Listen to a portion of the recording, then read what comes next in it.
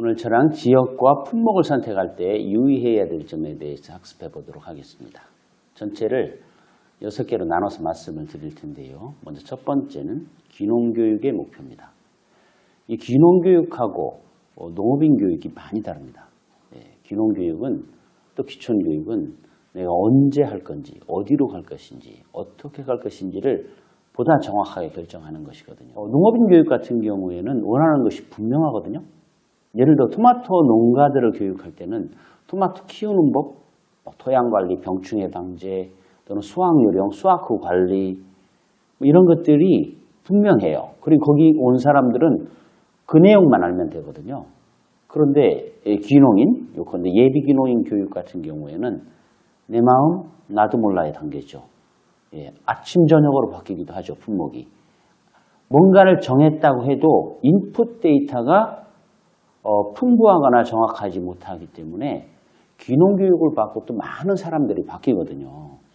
그러면 이 교육을 받는 교육생들은 한 강의실에 A에서 Z까지 있는 거거든요.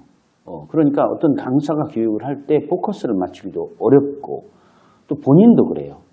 본인도 토마토 농가가 와서 얘기할 때는 토마토로 쏠렸다. 막 이런 현상들이 있거든요. 자, 우리가 시골로 가는 것은 정말 도시에서는 어찌 보면 돈이 눈에 밟히지만 시골에 가면 일이 눈에 밟히거든요. 저도 이제 시골에서 살고 있는데 어떤 분들은 무슨 일을 그렇게 많이 하냐고 차라리 강의 다니고 그 강사료로 사람을 쓰라고 하는데 그게 좀 다르거든요. 그러려면 시골에 가지 않았겠죠. 근데 하여튼 일이 끊임없습니다. 소득은 그다지 없어요. 우리는 각자의 이유가 있지만 또 배경도 있지만 목표는 같죠. 목표는 가족들하고 행복하게 사는 거죠. 귀농귀촌은 자기가 가족들과 행복하게 사는 거예요. 그동안은 어느 한 면에 속해 살았던 도시생활 있지 않습니까? 어느 회사 과장으로, 부장으로, 교사로, 사업하는 사람으로, 아버지로, 엄마로, 아내로, 남편으로 어느 한 면에만 속해 살았다. 나는 이제 어느 한 면에 속하지 않고 면과 면 사이에 경계에 서고 싶다. 남이 짜놓은 당구대 같은 프레임 안에서 계속 왔다 갔다 하는 삶에서 나오고 싶다. 여러 가지 이유가 있지만 목표는 비슷한 것 같아요. 그래서 제가 만나보면은. 하지만 아무리 이유 있는 삶의 방향을 찾았다고 하더라도 맑은 물 입에 한 모금 불고 파란 하늘만 보고 살 수는 없죠. 내가 나답게 사는데 최소한의 경제적 소득이 필요한 거죠.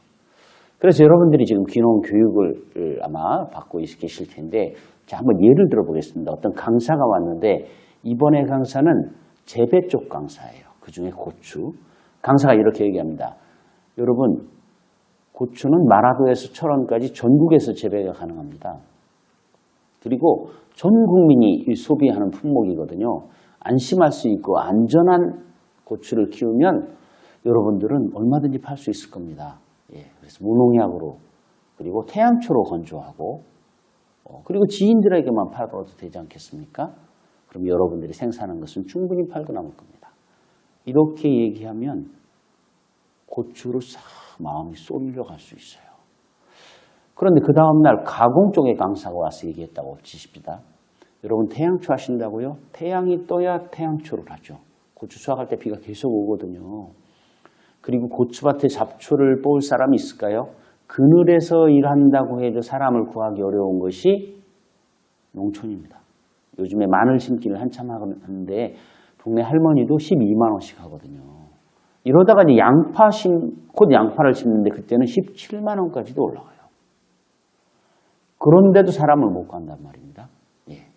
그리고 고추는 지주대를 다 세워줘야 돼요. 또 그러면 잡초 나지 말라고 부직포 해야 되죠. 생각보다 많은 돈이 들어갑니다. 그리고 지인한테 판매한다고 했는데 지인이 무슨 죄를 그렇게 많이 져서 매년 그걸 사주겠어요. 쉽지 않습니다. 그러니까 여러분들은 그것보다는 고춧가루를 가공하는 게 좋지 않겠습니까? 마을 농민들이 키운 것을 좋은 농산물을 골라 사서 고춧가루를 만들면 여러분들이 아는 지인들에게 고춧가루 믿을만 하면 얼마든지 팔 수 있지 않습니까? 또 이렇게 가공 강사가 와서 얘기를 하면 그날은 가공으로 마음이 싹 쏠려갈 수 있어요. 예. 그 다음에 농촌 체험하는 강사가 왔다고 칩시다. 여러분 가공하신다고요? 재래식 저런 가공 기계로 고춧가루 내면 아무도 사가지 않습니다. 현대적 제분 시설을 갖춰야 되는데요. 그럼 햇삽 인정을 받아야 돼요. 막대한 돈이 들어가죠. 가공은 아무나 하는 게 아닙니다. 고춧가루는 누군가 사가지만 고추는 누군가 사갈 수 있지만 고춧가루는 내가 들어보지 못한 사람, 모르는 메이커에서 만든 것은 고개를 갸우뚱하게 되거든요. 그러니까 그런 거 하지 말고 다른 사람들이 만든 고추를 사서 이 고추장 담기 체험을 해보세요. 그래서 자기들이 와서 직접 담고 물 좋고 산 좋고 공기 좋은 데에서 장독대 만들어 놓고 보관해 놨다. 필요하면 와서 가져가든지 또는 보내달라면 보내주고 그러면 재료비, 체험비, 보관료 그렇게 받으면 가공 공장 차릴 일이 없거든요. 아파트에 대부분 살기 때문에 누구나 그런 좋은 곳이 있다면 믿을 만한 곳이 있다면 직접 식구들하고 1년에 한 번쯤 고추장 담그러 가지 않겠습니까? 이렇게 얘기하면 체험으로 다 쏠리게 됩니다. 제가 귀농지원센터장을 한 8년 넘게 했는데요. 지나고 보면 기수별로 품목이 몰려 있어요. 약간. 우리 삼기생 같은 경우에는 딸기를 많이 하거든요. 사기생은 유난히 표고를 많이 합니다. 왜 그런가 생각해 봤더니 그 당시에 제가 교육 프로그램을 짤 때 마지막에 오는 강사를 삼기생은 딸기 강사를 불렀고 사기생은 표고 강사를 불렀던 거예요. 내지는 삼기생은 충남 청양으로 많이 갔는데 사기생은 봉화로 많이 갔어요.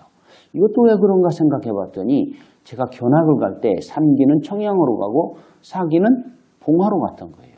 그러니까 아무 생각 없이 교육을 받으면 마지막 날 오는 강사가 내 팔자를 결정하는 꼴이 되는데 그렇게 해서는 안 되겠죠. 그래서 귀농교육을 받을 때는 목표를 명확히 해야 됩니다. 나는 언제 시작할 것인가? 그러자면 내가 소득원을 어떤 방향으로 가져갈 것인지 이런 것들에 대한 충분한 검토가 있어야죠. 두 번째는 기술적 기반이 중요해요.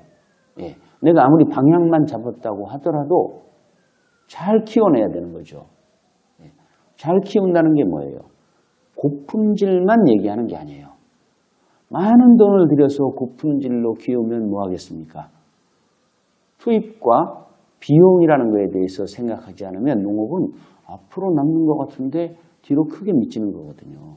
그러니까 비용을 최소화할 수 있는 농업 이런 부분들이 중요하죠. 우리가 요즘 스마트팜을 많이 얘기하지만 제가 전국의 스마트팜 농장을 올해만 10군데 이상을 다녀봤는데요.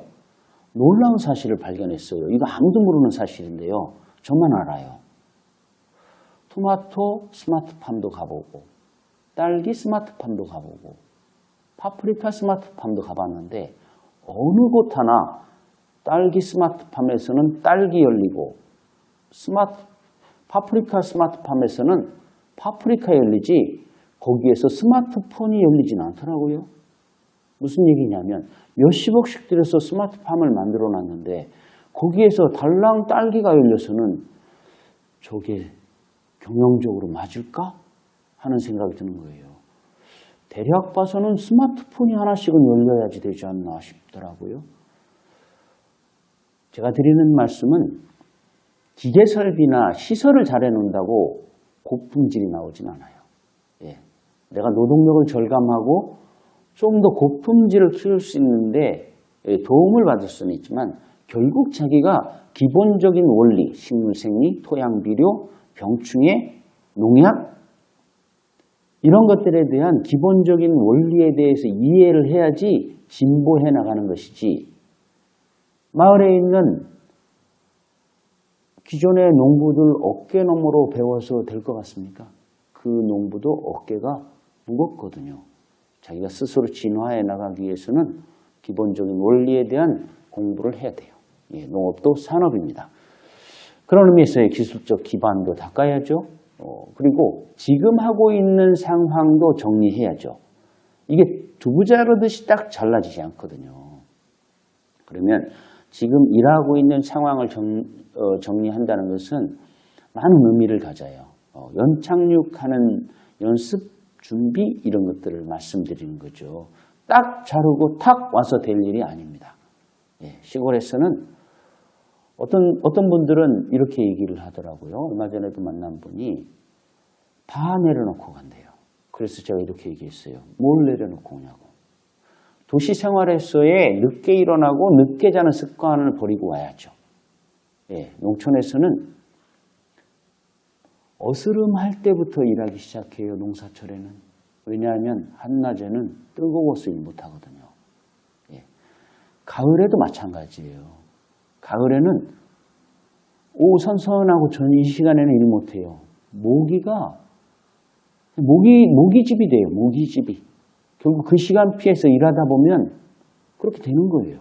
예, 부지런해야 되거든요. 예, 그리고 입던 옷이라도 가져와야 돼요. 다 내려놓고 오는 게 아니거든요.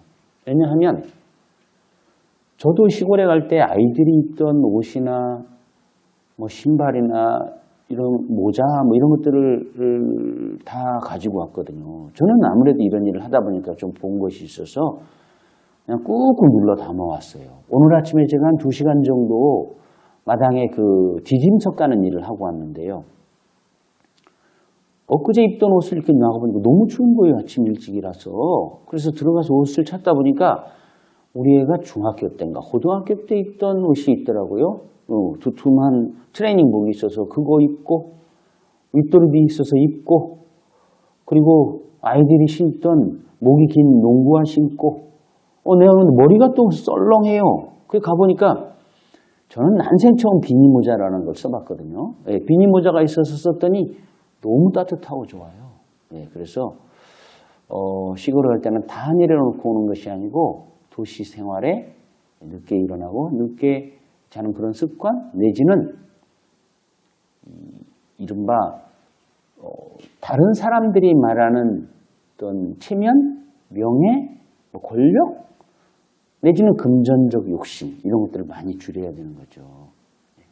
그렇지 않고서는 시골에서 정착해 나가는데 어려움이 있다고 봐요. 그런 부분들이 저는 현 상황 정리다 이렇게 보고 있습니다. 자, 이번 시간에는 귀농교육을 어떻게 받고 어떻게 준비해야 되나 그런 마음가짐에 대해서 한번 학습을 해봤습니다. 자, 다음 시간에는 이제 본격적으로 내가 어떤 품목을 할 건지 어느 지역으로 갈 건지 이런 내용들에 대해서 몇 가지로 나눠서 설명드리도록 하겠습니다. 예, 수고하셨습니다.